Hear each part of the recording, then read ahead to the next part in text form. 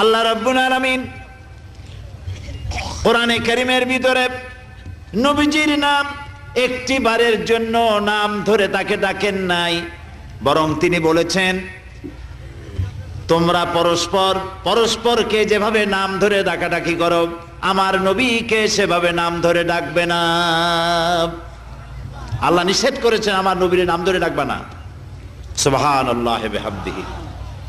এই পৃথিবীতে যত নবী আসছেন সমস্ত নবীরা হলেন এলাকা ভিত্তিক নবী, অঞ্চল ভিত্তিক নবী। এক এক এলাকার, নূহ আলাইহিস সালাম এক এলাকার, মুসা আলাইহিস সালাম আলাক এলাকার, দাউদ আলাইহিস সালাম আলাক আরেক এলাকার, এরকম এলাকা ভাগ ভাগ করা।